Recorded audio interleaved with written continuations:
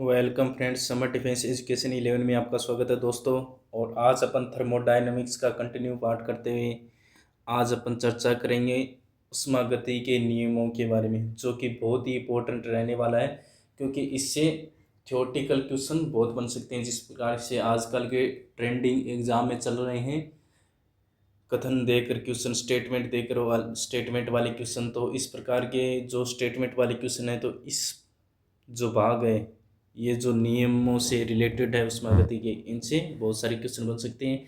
बाकी डायरेक्ट भी क्वेश्चन पूछे जा सकते हैं। तो अपने डिफेंस के जितने भी एग्ज़ाम है, चाहे AFCAT, air force, navy, GD level हो, चाहे XY ग्रुप, SSR, AA, इसके अलावा UPSC, CDS, NDA, किसी भी प्रकार का जो भी एग्ज़ाम है अपना डिफेंस से रिलेटेड, जिसमें फिजिक्स बहुत इंपॉर्टेंट रोल प्ले करती है, तो बहुत से सारे क्वेश्चन जो भी बनने हैं इस उष्मागति के नियम से, आज वो सब क्लियर की कर दिए जाएंगे। और बाकी जो नियम है बहुत ही इजी लैंग्वेज में यहाँ पे टाइप किए हुए हैं, तो आपको इजीली समझ में भी आ जाएंगे। एक बार वीडियो देखने से अगर फिर भी कुछ दिक्कत होती है तो दोबारा 2x स्पीड में भी देख के आप अच्छे से कवर कर सकते हो। तो दोस्तों फिर शुरुआत करते हैं। हाउ द जोश, yes sir, now let us start. Friends, सबसे पहले बात करेंगे उष्मागति के नियम कितने होते हैं। 4 होते हैं दोस्तों, ठीक है। सबसे पहले बात करेंगे उष्मागति का शून्यवां नियम। शून्य मतलब जीरो, जीरोथ लॉ, थर्मोडायनेमिक्स का शून्यवां नियम। ये क्या कहता है? इस नियम के अनुसार यदि दो वस्तुएं किसी तीसरी वस्तु के साथ अलग अलग तापीय साम्य अवस्था में हो, तो वे दोनों वस्तु भी आपस में तापीय साम्य अवस्था में होंगी। अब ये कहना क्या चाहता है? जैसे मान लो, इजी लैंग्वेज में समझते हैं, जैसे आपके पास, मेरे पास और आपका पड़ोसी है उसके पास। जो आपका पड़ोसी है उसके पास और मेरे पास, दोनों के पास पैसे बराबर हैं, और आपके पास और आपके पड़ोसी के पास जो पैसे हैं बराबर है। यानी कि तुम, आपके पैसे, आपके पास जो जितने पैसे अकाउंट में उतने ही अकाउंट में पड़ोसी के पास, और मेरे अकाउंट में जितने उतने ही अकाउंट में पड़ोसी के पास। यानी कि हम दोनों किसके बराबर, हमारे अकाउंट में पैसे पड़ोसी के बराबर। तो जाहिर सी बात है कि जब दोनों के पड़ोसी के बराबर हैं, तो अपने भी, आपके और मेरे भी अकाउंट में क्या होंगे, पैसे बराबर होंगे। तो यही बात ये नियम कहना चाहता है कि जब दो वस्तुएं अलग अलग, जैसे TA TB, ये दो अलग अलग वस्तुएं, इनका तापमान TA TB है, और ये किसी तीसरी वस्तु के तापमान TC के बराबर है, अलग अलग, तो जाहिर सी बात है कि ये दोनों भी आपस में क्या होंगे, बराबर होंगे। TA बराबर TC, ये क्या है, साम्य अवस्था में होंगे। ठीक है, यही साम्य है, यही तापीय साम्य अवस्था है। ठीक है दोस्तों, बहुत इजी लैंग्वेज में अपने समझ लिया क्या कहता है उष्मागति का शून्य नियम, कि जब दो वस्तुएं अलग अलग किसी तीसरी वस्तु के साथ तापीय साम्य में अवस्था में है, तो वो आपस में भी तापीय साम्य अवस्था में होंगी। ये नियम तापमान और तापीय साम्य अवस्था, यानी कि थर्मल इक्विलिब्रियम को परिभाषित करता है। यानी कि ये तापमान और तापीय साम्य अवस्था को परिभाषित करता है। यहाँ तक क्लियर हो गया ना दोस्तों? उष्मागति का शून्य नियम क्लियर? ठीक है दोस्तों, बहुत इजी है। क्वेश्चन डायरेक्ट ऐसे पूछा जा सकता है कि कौन सा नियम तापमान और तापीय साम्य अवस्था को परिभाषित करता है? तो उष्मागति का शून्यवां नियम तापीय साम्य अवस्था को परिभाषित करता है। बहुत ईजी है। ठीक है दोस्तों, अब चलते हैं अपन अगले नियम, उष्मागति का प्रथम नियम। बहुत इंपॉर्टेंट नियम है उष्मागति का प्रथम नियम, बहुत ज़्यादा इंपॉर्टेंट है। ये क्या कहता है कि इस नियम के अनुसार किसी निकाय को दी गई उष्मा dq, यानी कि किसी कोई निकाय, उसको अपन उष्मा दी है, वो क्या है, dq है। उसकी आंतरिक ऊर्जा में जो उष्मा दी है वो क्या करेगी, उसकी आंतरिक ऊर्जा में वृद्धि करेगी, जिसे du से डिनोट करेंगे, तथा उसके द्वारा किए गए कार्य dw के योग के बराबर होती है।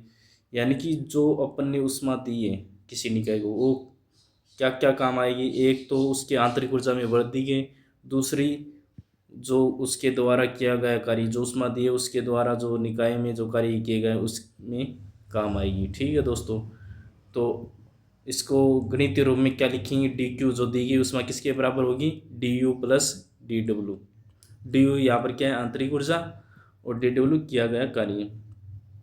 उष्मा गति का प्रथम नियम ऊर्जा संरक्षण नियम पर आधारित है। ये बहुत इंपॉर्टेंट लाइन है कि उष्मा गति का कौन सा नियम ऊर्जा संरक्षण पर आधारित है, प्रथम नियम। कैसे अपन भूल जाएं तो भी अपन याद रख सकें, क्योंकि जो उष्मा है, उष्मा भी एक प्रकार की ऊर्जा ही है। तो ये मतलब जितनी ऊर्जा दी है वो किसके बराबर है, आंतरिक ऊर्जा में वृद्धि और किए गए कार्य, यानी कि ऊर्जा जितनी थी उतनी की उतनी रही है।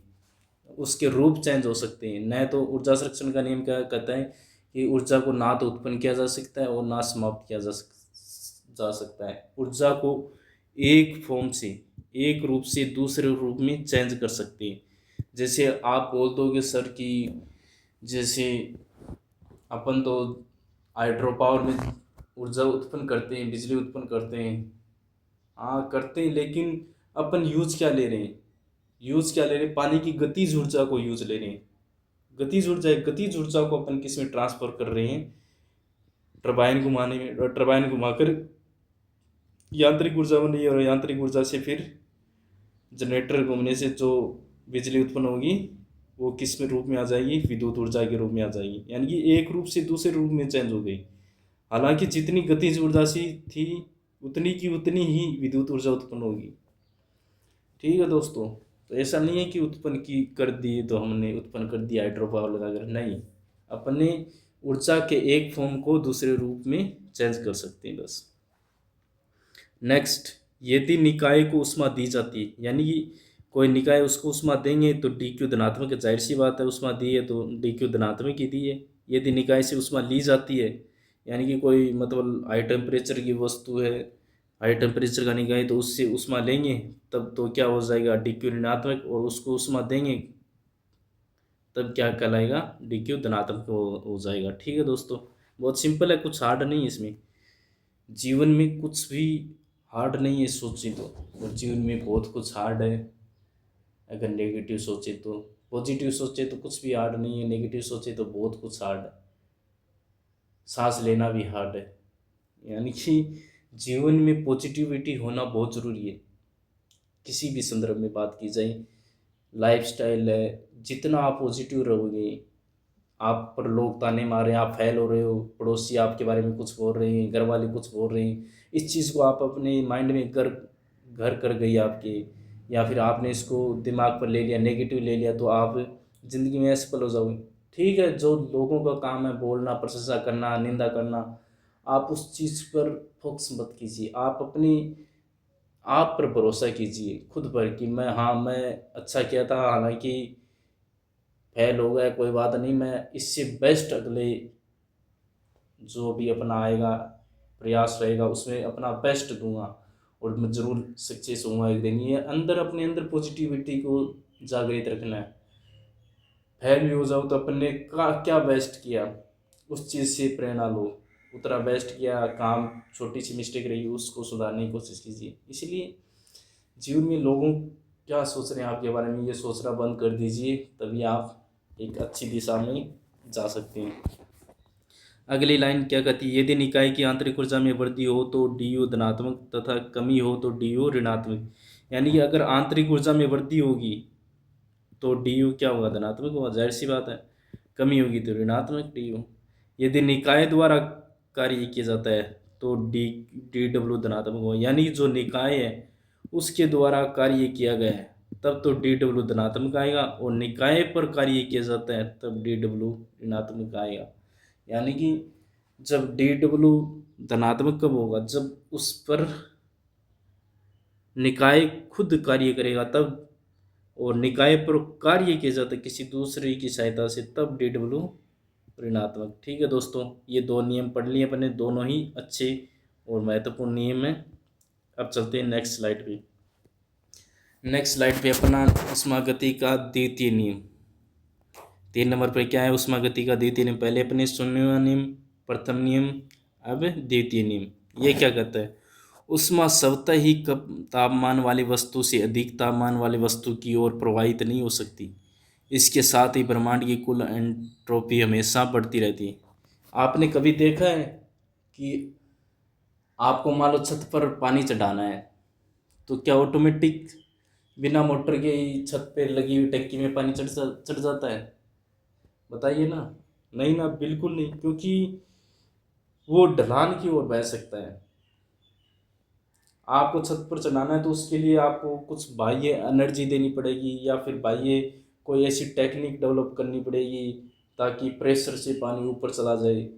यानी कि कहीं ना कहीं आपको बाहर से कुछ कार्य करना पड़ेगा, बाहर से फोर्स लगाना पड़ेगा, तभी आप ये चीज़ कर सकते हो। बिना किसी फोर्स के ऐसा संभव नहीं है कि आप पानी को ऊपर चढ़ा दो। ठीक है, तो उसी प्रकार क्या है कि उष्मा स्वतः ही कम तापमान वाली से वस्तु से अधिक तापमान वाली वस्तु की ओर प्रवाहित नहीं हो सकती। मान लो एक कम टेम्परेचर की वस्तु है, ठीक है दोस्तों, और एक अधिक टेम्परेचर की वस्तु है, तो आप जो है, ये कभी पॉसिबल नहीं है कि जो कम टेम्परेचर वाली वस्तु है वो उस जो हाई टेम्परेचर वाली वस्तु को हीट ट्रांसफ़र कर दे या फिर कुछ उस पर कार्य कर दे। ठीक है दोस्तों, ऐसा बिल्कुल पॉसिबल नहीं है बिना किसी बाह्य कारक के। इसके साथ ही ब्रह्मांड की कुल एंट्रोपी हमेशा बढ़ती रहती है। एंट्रोपी, जो ब्रह्मांड है उसकी एंट्रोपी है वो हमेशा बढ़ती रहती है। एंट्रोपी का अपन लास्ट में डिटेल से चर्चा करेंगे क्या होती है एंट्रोपी। ठीक है, एक बार तो इतना समझ लो, देख लो कि ब्रह्मांड की कुल एंट्रोपी हमेशा बढ़ती रहती है। यह नियम ऊष्मा के प्रवाह की दिशा और एंट्रोपी को बताता है। जो ऊष्मा गति का द्वितीय नियम है, ये किससे रिलेटेड है? ऊष्मा के प्रवाह की दिशा किस से होगी?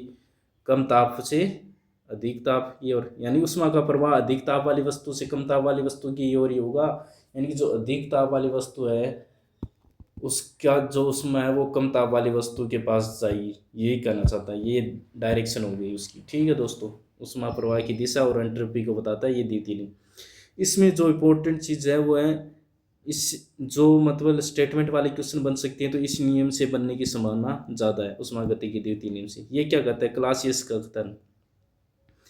क्लासियस कथन क्या कहता है? बिना किसी बाह्य बल या कार्य के ऊष्मा को ठंडी वस्तु से गर्म वस्तु में नहीं भेजा जा सकता। यानी कि बिना किसी बाह्य बल कार्य के ऊष्मा, जो कि अपन ने अभी डिटेल में बात भी की है कि अपन बिना किसी बाह्य कार्य के ऊष्मा को ठंडी वस्तु से गर्म वस्तु में नहीं भेज सकते। अब जैसे फ्रीज है, फ्रीज तो इसी प्रकार से कार्य करता है कि ठंडी वस्तु से गर्म वस्तु की ओर ऊष्मा ट्रांसफर करता है। यानी कि जो ठंडा होता है वो गर्म अगर रखेंगे तो वो ठंडी हो जाती है। तो इसमें हीट ट्रांसफर उल्टा होता है, ये नियम के विरुद्ध है। लेकिन क्यों विरुद्ध है? क्योंकि इसमें अंदर जो रेफ्रिजरेटर है उसके अंदर एक कारक लगाया जाता है, वो गैस भरी जाती है जो कि उसमें किसमें सहायक होती है, उसको वो बाह्य कार्य करती है ताकि जो उसमें आया वो ठंडी वस्तु से गर्म वस्तु की ओर जाए, तभी चीज़ें ठंडी होती हैं। ठीक है दोस्तों, इम्पोर्टेंट है। केल्विन प्लांक कथन ये क्या कहता है? ऐसा कोई इंजन बनाना असंभव है जो ली गई ऊष्मा को पूरी तरह से कार्य में बदल दे, अर्थात दक्षता 100% नहीं हो सकती। अगर दक्षता 100% हो जाए, ऐसा इंजन बन जाए, तो अपनी बाइक है, गाड़ी है, जो भी है, उसकी माइलेज बहुत ज़्यादा हो जाएगी दोस्तों। जितने भी मैकेनिकल व्हीकल हैं, जो भी है, जितने भी फैक्ट्रियों में मशीनें लगी हैं, तो उनकी दक्षता अगर 100% हो जाएंगी तो खर्चा भी कम आएगा और बहुत ज़्यादा अपन को कार्य भी मिल जाएगा। मतलब कम खर्च में अधिक मुनाफा हो सकता है। लेकिन ऐसा पॉसिबल नहीं है क्योंकि कहीं ना कहीं एनर्जी का लॉस होता है। ठीक है दोस्तों, अब मान लो बात की जाए, अपन जितना खाना खाते हैं, अब डिब्बे पर लिखी होती है 50 ग्राम प्रोटीन। अब 50 ग्राम प्रोटीन अपन ने खा लिया तो अपने अंदर 50 ग्राम प्रोटीन थोड़ी बनेगा, उसका कुछ हिस्सा ही आएगा, बाकी तो निकल जाएगा, ये वेस्ट हो जाएगा। तो ये सब चीज़ें हैं, क्योंकि 100% अपना शरीर ही नहीं है तो फिर कैसे कह सकते हैं कि कोई इंजन संभव है? ऐसा इंजन पॉसिबल नहीं है दोस्तों कि 100% दक्षता का कोई इंजन बना सकें। हाँ, दिनों दिन टेक्निक डेवलप हो रही है लेकिन 100% तक पहुंचना इम्पॉसिबल है। कुछ हद तक अपन कोशिश करते रहेंगे तो बहुत अच्छी स्थिति में पहुंच सकते हैं, क्योंकि वैज्ञानिक ये तो है नहीं कि वैज्ञानिक रुक जाएंगे, वो तो डेली शोध पे शोध जारी रहता है। ठीक है दोस्तों, ये उष्मागति का कौन सा नियम हो गया, थर्ड नियम हो गया। तीनों ही बहुत ही इंपॉर्टेंट नियम है और अपने कवर कर लिए। अब लास्ट और अंतिम नियम उष्मागति का तृतीय नियम, ये क्या कहता है, जैसे जैसे किसी शुद्ध क्रिस्टलीय पदार्थ का तापमान शून्य की ओर परम शून्य तापमान परम शून्य की ओर बढ़ता है। परम शून्य क्या होता है, 0 केल्विन या -273.15 डिग्री सेल्सियस। ठीक है दोस्तों, ये 273.15 डिग्री सेल्सियस यानी बहुत कम। इसी टेम्परेचर पर तो अपन को वो कौन सी आइंस्टीन बोस आइंस्टीन कंडेंसेट जो स्थिति है, जो पदार्थ की अवस्था है पांच ही, वो प्राप्त होती है इसी टेम्परेचर पर लो पे। तो वो क्या कहते हैं कि इस टेम्परेचर पर जाएगा तो शुद्ध क्रिस्टलीय पदार्थ है, तो वो एकदम से एकदम मतलब जो उसके अंदर स्ट्रक्चर है परमाणु का वो एकदम मतलब मूवमेंट बिल्कुल नहीं होगा उनमें। जो भी स्ट्रक्चर है परमाणु का वो बिल्कुल मूवमेंट नहीं करेगा, एकदम जो क्रिस्टलीय है वो एकदम पूरी रूप में स्थिर हो जाएगा, एकदम बिल्कुल संतुलित एकदम से, और निश्चित आयतन सब कुछ हो जाएगा उसका। तब एंट्रोपी शून्य की ओर अग्रसर हो जाएगी, क्योंकि लिमिट जब टेंस टू 0 यानी कि जब टेम्परेचर तापमान परम शून्य की ओर जाएगा तब एंट्रोपी क्या हो जाएगी, शून्य हो जाएगी। ये गणितीय रूप में है उष्मागति का तृतीय नियम। ठीक है दोस्तों, ये नियम परम शून्य ताप से संबंधित है। यानी कि अब चारों नियम अलग अलग चीज़ से, पहला तापीय साम्यवस्थ अवस्था से संबंधित था। द्वितीय नियम जो 2 नंबर पे क्या था, शून्य नियम। 1 नंबर पर था शून्य नियम जो कि तापीय साम्यावस्था से रिलेटेड था। फिर आया था अपना प्रथम नियम जो कि ऊर्जा संरक्षण से रिलेटेड था। फिर द्वितीय नियम जो कि उष्मा के प्रवाह की दिशा और एंट्रोपी को बताता था। अब उष्मागति का तृतीय नियम परम शून्य ताप से संबंधित है। ये चीज़ें भी ध्यान में रखनी। अब एंट्रोपी की बात की जाए, एंट्रोपीएस मुख्य रूप से भौतिकी और रसायन विज्ञान में किसी प्रणाली या निकाय की अव्यवस्था, डिसऑर्डर, अनिश्चितता या अनियमितता की माप होती है। कोई भी तंत्र जितना अधिक अव्यवस्थित होगा उसकी एंट्रोपी उतनी अधिक होगी। अब देखो दोस्तों, जब मान लो किसी रैली होती है, भीड़ होती है, रैली में क्या होती है, नेताएं रैली निकालते हैं तो उसमें क्या होती है, बहुत ज़्यादा भीड़ होती है। और भीड़ में क्या हो जाती है, कुछ लड़ाई हो जाती है तो भगदड़ मच जाती है, सब मतलब इधर उधर भाग जाते हैं, इधर उधर हो जाते हैं, मतलब बिखर से जाते हैं। ये बिखराव, ये अव्यवस्था, यानी कि मान लो खाने पीने की भी व्यवस्था नहीं है, सही सेटल होती है, क्योंकि इतनी भीड़ में क्या है, किसी को मिलेगा किसी को नहीं मिलेगा। तो ये अव्यवस्था, ये भगदड़, ये सब चीज़ें क्या कहलाएंगी, इसकी जो माप होती है उसको, उसी को क्या बोलते हैं दोस्तों, एंट्रोपी बोलते हैं।